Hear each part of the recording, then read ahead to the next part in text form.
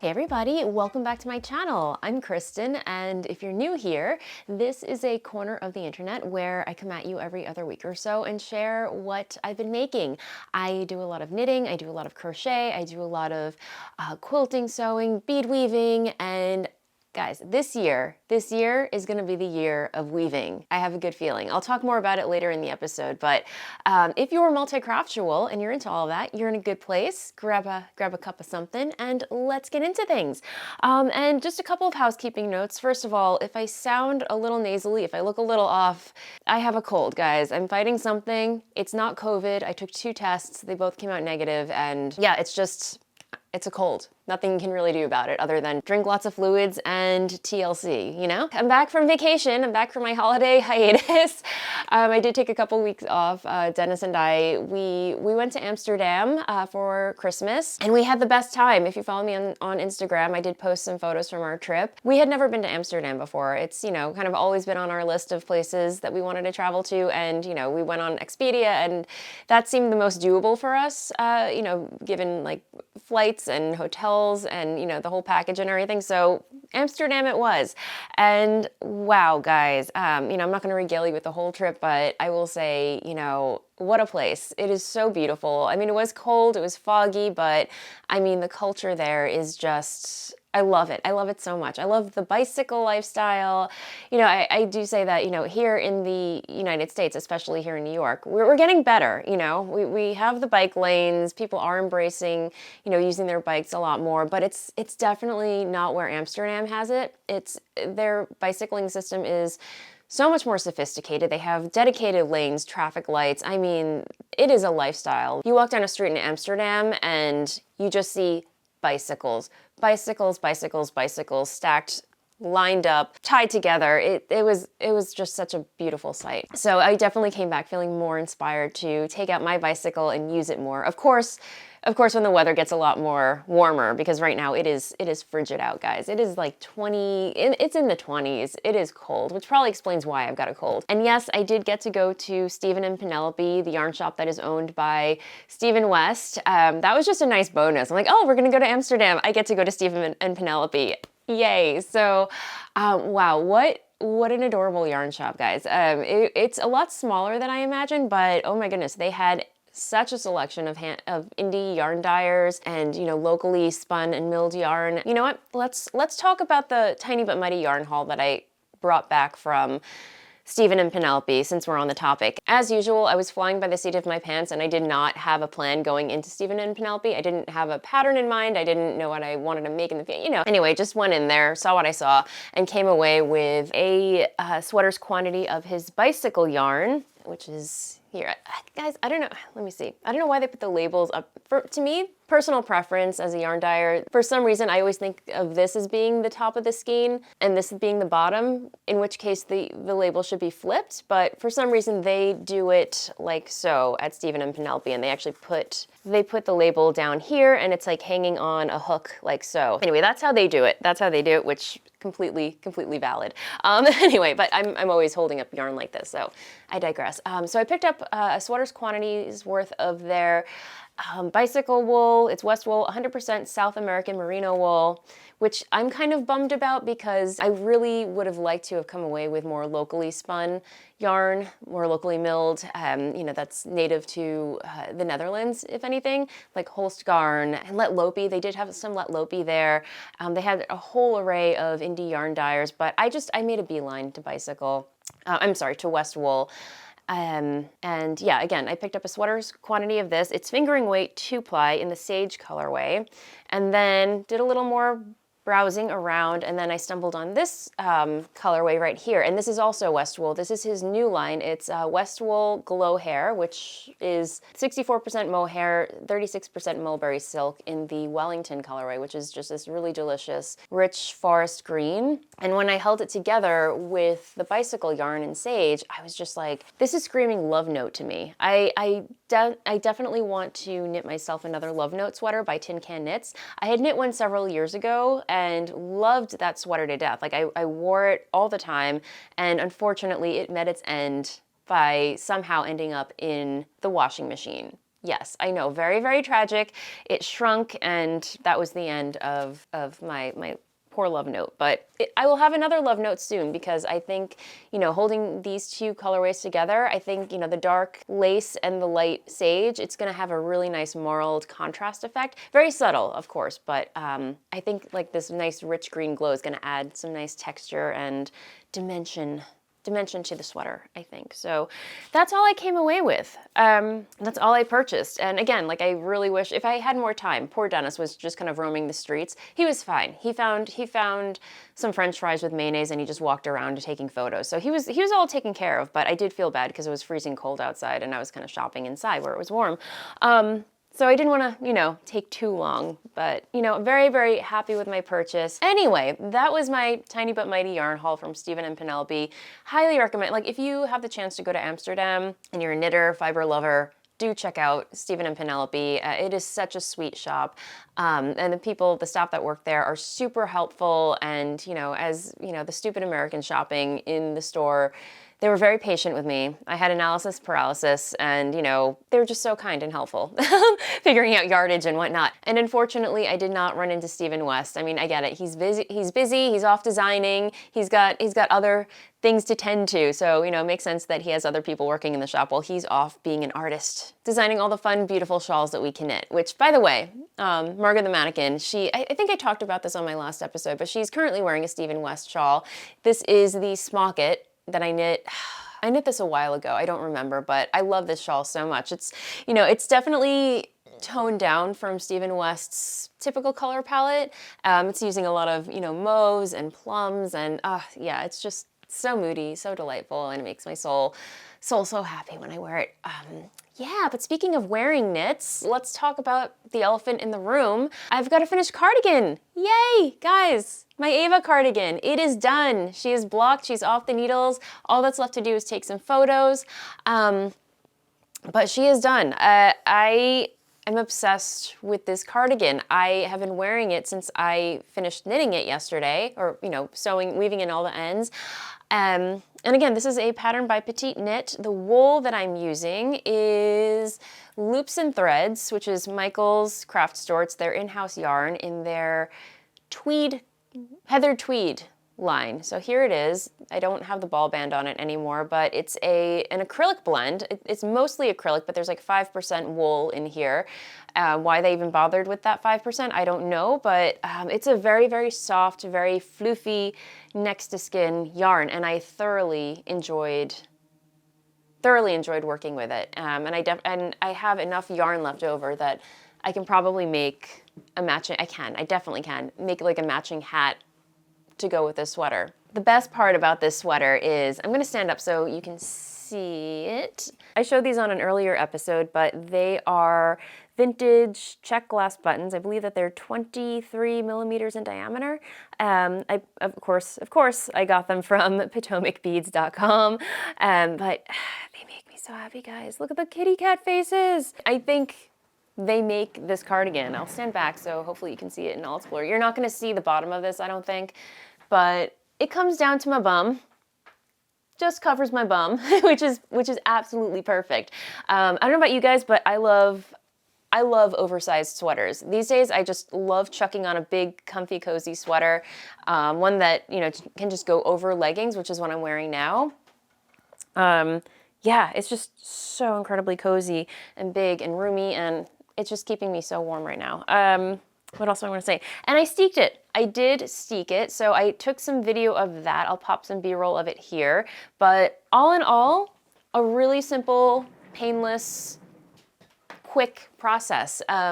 So yeah, and I did receive some comments from people asking me about, you know, is it okay to steek with acrylic yarn? And I think what you're saying is that, you know, you're worried that it's going to unravel. And yes and no. So, you know, with this yarn, no, it's a sticky yarn. So once you cut up that steeking strip, it's not going to unravel. It just, you know, all the fibers just kind of cling to each other, so I don't have to worry about that. But if you're working with slippery yarn like silk or, you know, superwash yarn, or, you know, something that is relatively slippery.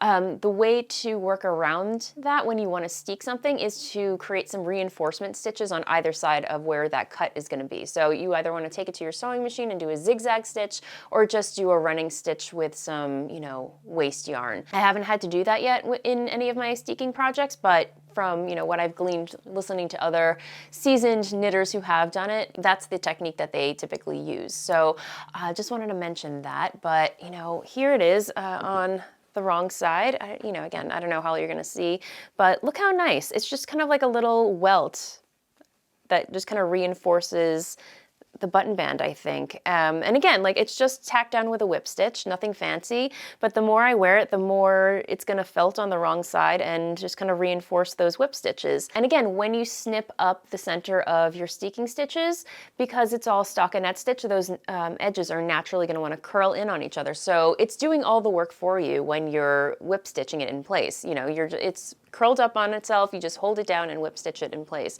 And, you know, Bob's your uncle. Haven't said that in a while, but you know, it's true. So yeah, what a great pattern. I mean, it was exactly what I was craving, just very simple, easy breezy knitting, nothing too involved. I mean, there, you know, when you are knitting the, I guess the yoke, the top part of the cardigan, it is a little bit more involved. You know, it's with the construction, you know, you do have to pay attention to the instructions a little more, but you know, once you are working on the body and the sleeves, it's all smooth sailing.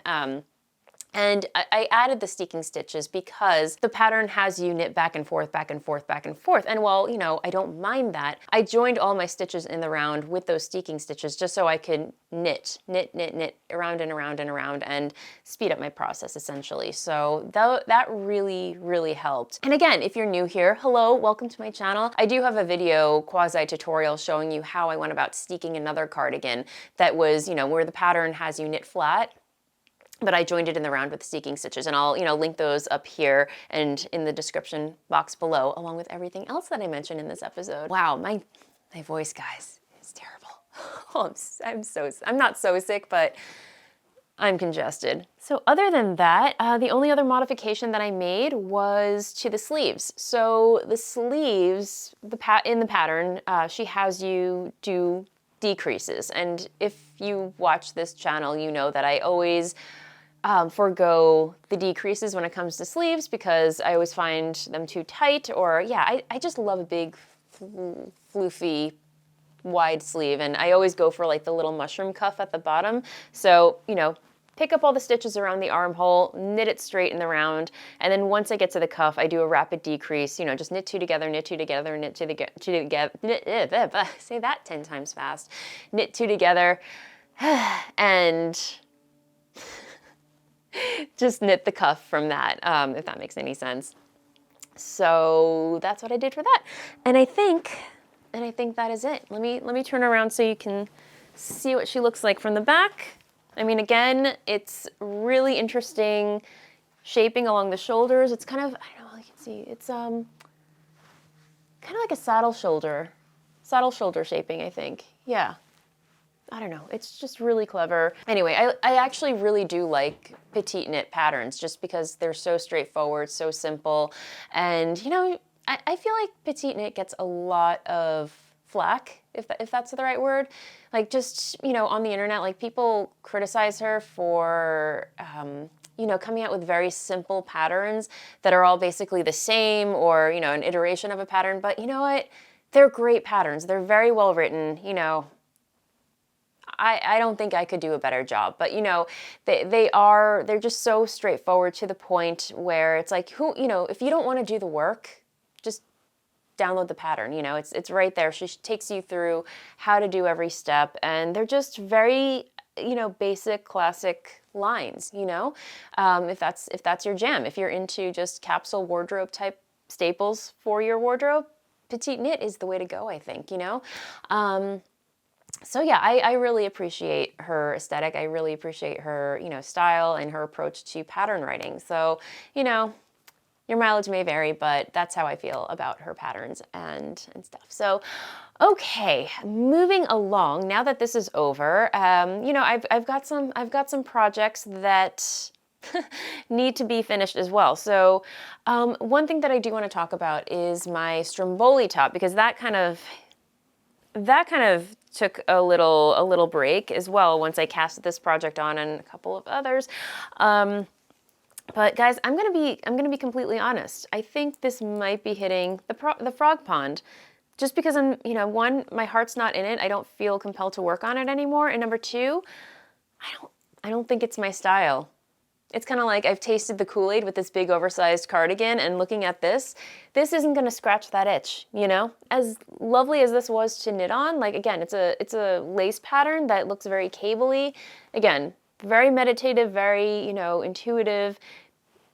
It's not complicated at all, but the finished object, I don't think I'm actually going to gravitate towards wearing it. I'm being completely honest. And I think, unfortunately, this is going to hit the frog pond. So again, this is a pattern by Caitlin Hunter. It's a Stromboli top. Beautiful pattern. I love, love, love Caitlin Hunter patterns. Don't get me wrong. This one just isn't hitting the mark for me, like stylistically.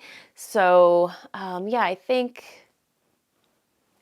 that's what's going to happen. The yarn that I'm using is Cloudborn in their Highland fingering weight sock yarn, in this really lovely heather gray color. So we'll find another use for that. There's a floof. Okay, we'll find another use for that yarn, because I do have an SQ's worth of it. So gotta find something to do with it. And yeah, so little tale of woe for you guys. But the next project that I'm gonna pick up and finish, or attempt to finish, is my Robinia sweater. And if you recall, I had grand plans to finish this before vacation. I mean, how cool would this have been to wear to Amsterdam? That was the dream. That was the goal. But again, I have delusions of grandeur sometimes. I bite off more than I can chew. And, you know, I realized, I was like, all right, there's no way. There's no way I can finish it unless I stay up to the wee hours of the morning finishing it and torturing myself, which I don't want to do. Knitting is not supposed to be that. So we're going to finish her now. We're going to, you know, put pedal to the metal and get her done. So where I currently am, I am currently on Body Island. This knits up super quick because the yarn that the pattern calls for is bulky weight yarn. And Vencel, who's the designer of the Robinia pullover, she has you work the front, and then she has you work the back of the yoke of the sweater, and then has you join everything in the round, and then you're on Body Island. So that's where I am right now, just knitting around and around in color work. And then you, I guess, pick up for the sleeves and you knit in this pattern, which is really fun.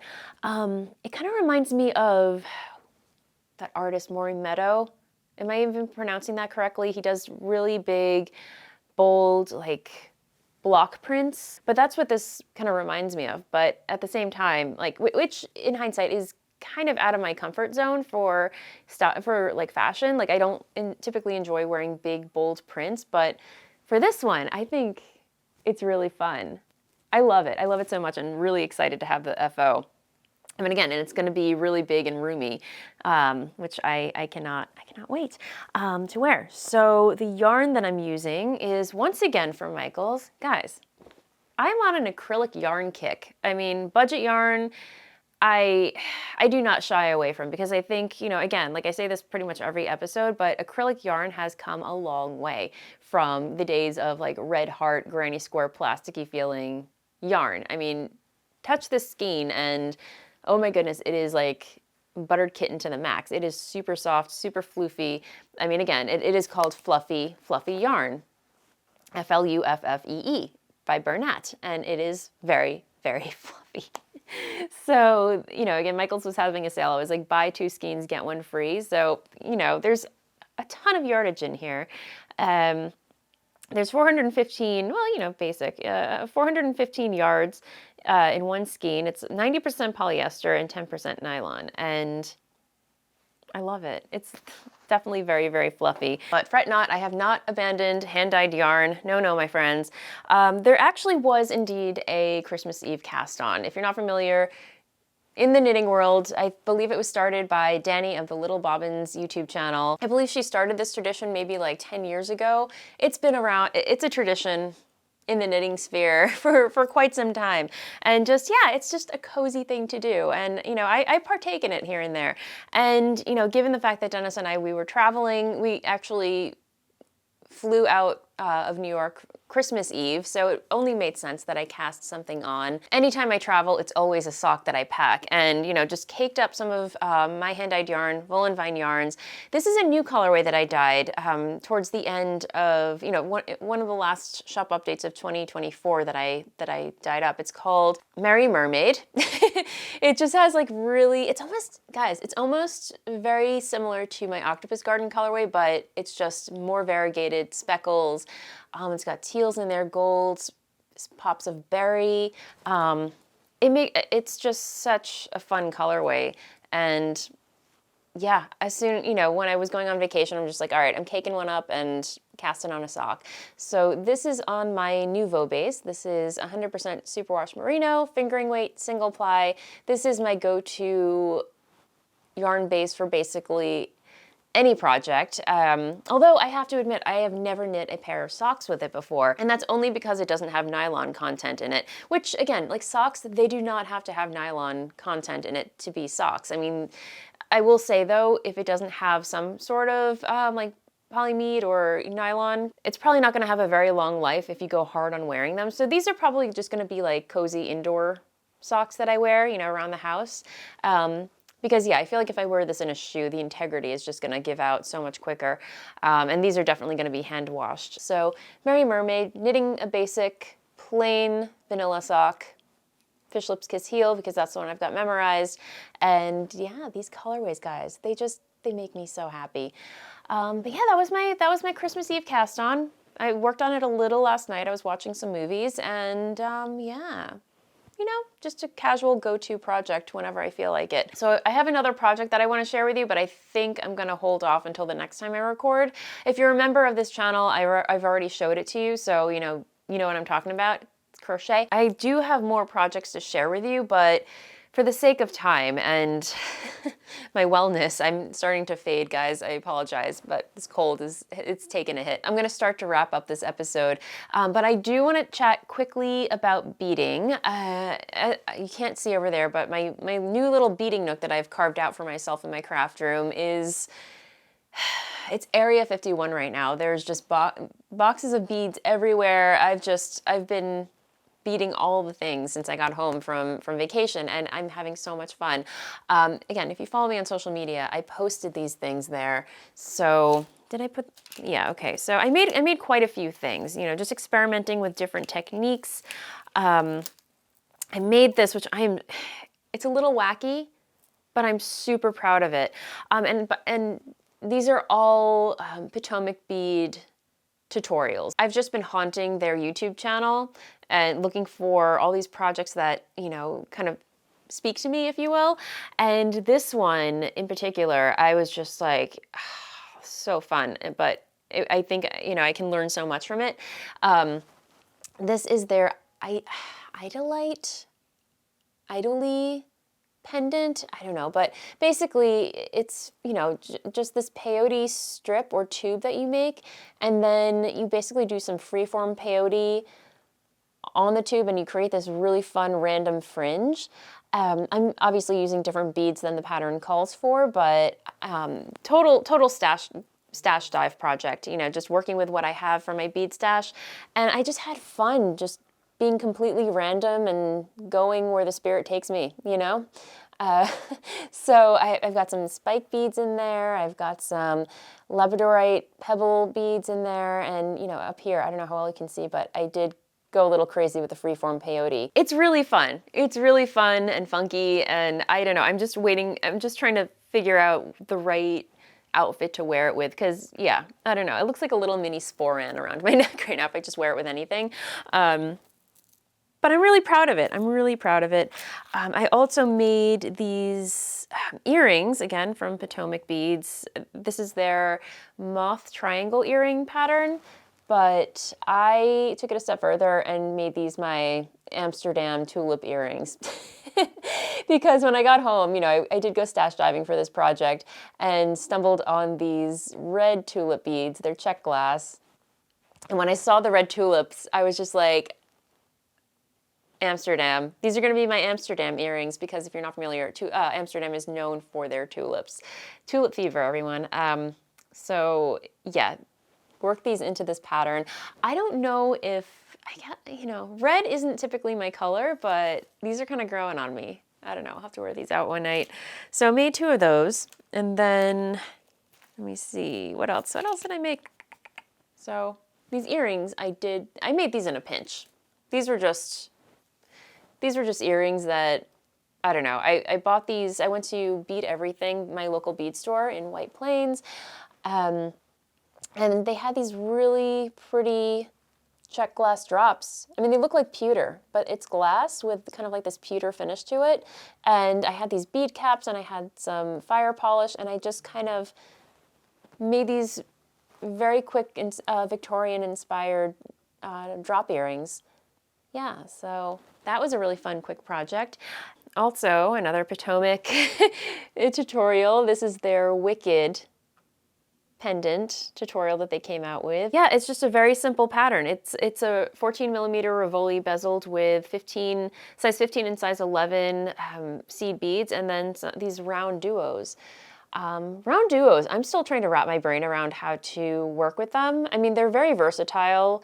I feel like, with duo beads, they are beads with 2 holes in them. So you can do a lot. They fill a lot of spaces in your bead weaving, if that makes any sense. So they have a whole array of different shapes. They have round ones like these, and then they have super duos, which are diamond shapes, and then they have crescent, they have pie-shaped ones. Anyway, so many different types of beads out there. So I'm still trying to figure out how to work with them and if I like working with duo beads. Again, this whole thing is a learning process. Learning process that I'm just joyfully embracing. That's what you will. And then last but not least, this was one of their more recent tutorials that they came out with. Over the weekend, I just cranked this out in like an hour or 2. But this is their Times Square bracelet. And let me see. I'll try and get close-ups of these separately so you can see what they really look like in detail. But I used a little cup button for the clasp, which is really, really cute. There's that. And then also this pattern calls for round duos, which are these little round aqua balls in the middle. And then also storm duos. So they're kind of like an S-shaped wave bead, which it's really pretty, guys. I really like the effect that the storm duos have in this bracelet. It just kind of adds like a Victorian kind of Art Nouveau element, if you will. So yeah, guys, I'm having a blast. I love bead weaving. So obsessed with it. And I've got some more projects that I'm working on. I actually downloaded 2 patterns by Jill Wiseman, who also has a really wonderful YouTube channel with super helpful tutorials. That's the plan for this weekend. I'm definitely going to be working on those and, cannot wait to show you what I come up with. So yeah, bead weaving, guys. Bead weaving, again, like this year is going to be my year of weaving. Like, yes, bead weaving, but weaving with a capital W. It's gonna happen, guys. I've got so much fun stuff to share with you. So come back next time, and I will fill you in on all the details. But again, if you are a member of this channel, you know exactly what I'm talking about. I'm not gonna lie, it's a little overwhelming too because this is gonna be such a learning curve for me. But at the same time, you know me, I love a challenge. But okay, my friends, thank you so much, as always, for hanging out with me. As usual, it feels so great to be back. Congratulations again to our Epic Epic Make-Along winners. Your prizes have been shipped. They're winging their way to you as I record, and hopefully they'll be with you soon. And if you enjoy my channel and the work that I do here and you want to support it, you can do that by becoming a member of this here channel and getting more bonus content from yours truly. Just do that by clicking the join button down below this video, and for the price of a fancy schmancy cup of coffee every month, you can gain access to our private Facebook group. And if you join the A Cup of something or higher tier, you can get a bonus vlog from yours truly every week. Just a very casual vlog, filling you in on all the behind the scenes stuff, the stuff that I get up to that I don't share on this channel, on the main channel, and all that fun stuff. So, okay guys, my voice is failing me. That said, have a wonderful weekend, happy making, and I'll see you next time. Bye.